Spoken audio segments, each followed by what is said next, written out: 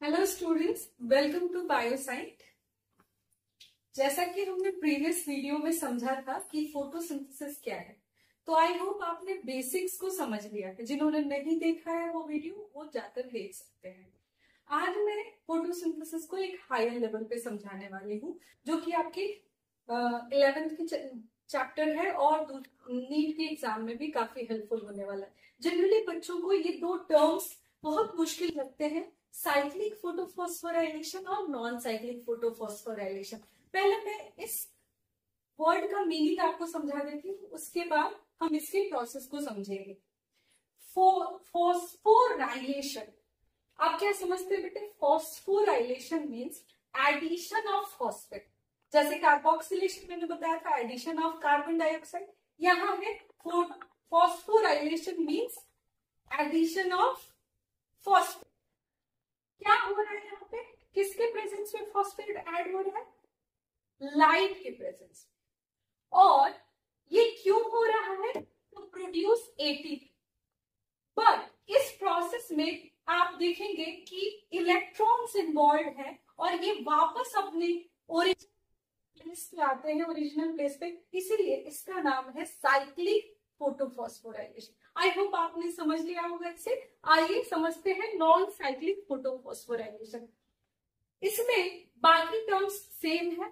Non cyclic इसे क्यों बोलते हैं? बिकॉज यहाँ पे वापस से इलेक्ट्रॉन इस अपने ओरिजिनल प्लेस पे नहीं आते, इसीलिए ये जेड स्कीम नाम से भी जाना जाता है। तो साइक्लिक फोटोफॉस्फोराइलेशन कहाँ देखने को मिलेगा? जहां सिर्फ एक फोटो सिस्टम इन्वॉल्व है, that is PS1। PS1 involve. PS1 lamellae में होगा, which is the flattened thylakoid membrane. तो वहां पे क्या होता है, एक रिएक्शन सेंटर है जिसे बोलते हैं P700। Why are we calling it P700? Because it traps the sunlight और इसकी वेवलेंथ होगी 700 नैनोमीटर।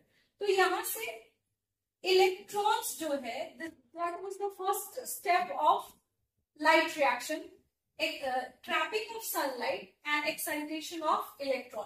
तो यहाँ क्या हो रहा है? इलेक्ट्रॉन की एक्साइटमेंट होगी। कोई भी एक्साइटेड स्टेट में है, आप बहुत मोटिवेटेड कभी कभी फील करते हो, लेकिन धीरे धीरे वो मोटिवेशन का ग्राफ डाउन होता है। उसी तरह से जब इलेक्ट्रॉन एक्साइटेड स्टेट में जाता है तो फिर वो धीरे धीरे डाउनहिल उसकी एनर्जी रिड्यूस होती है। तो वायर प्रोसेस, बहुत सारे इलेक्ट्रॉन एक्सेप्टर्स है रास्ते में जो इलेक्ट्रॉन को रिसीव करते हैं, और इस प्रोसेस के दौरान ही एटीपी की सिंथेसिस होती है। और एटीपी सिंथेसिस में एटीपी और इनऑर्गेनिक फॉस्फेट मिलकर एटीपी। तो यहाँ पे दो जगह पे आपको देखने को मिलेगा एटीपी की synthesis. One from FD is for ferredoxin and plastoquinone is PQ and cytochrome complex PC is प्लास्टोसाइन।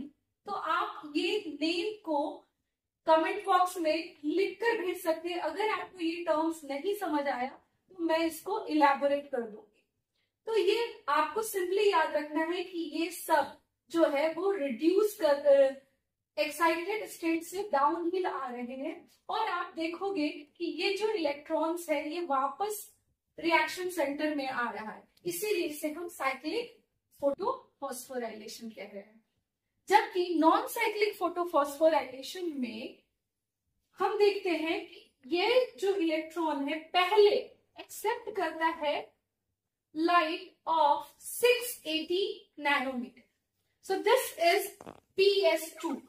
Now the electron gets excited and similar manner it passes to different proteins associated with the electron transport chain. Now, here is a break, means rather than going back to its reaction center, it will go to the place that is chlorophyll. और what is the major difference?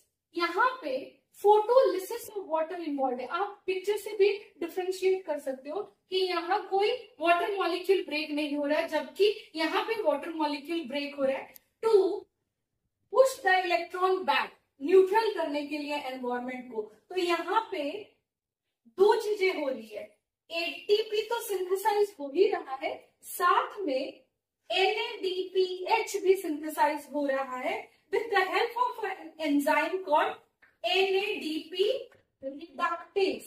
This is very important enzyme, NADP reductase. So, आपको कैसे इसे learn करना है, आप अपनी class 11 की NCERT book में जा सकते हैं, एक चार्ट प्रिपेयर कर सकते हैं and you can write the difference between cyclic and non cyclic photosphorylation. That's all for today. Thank you.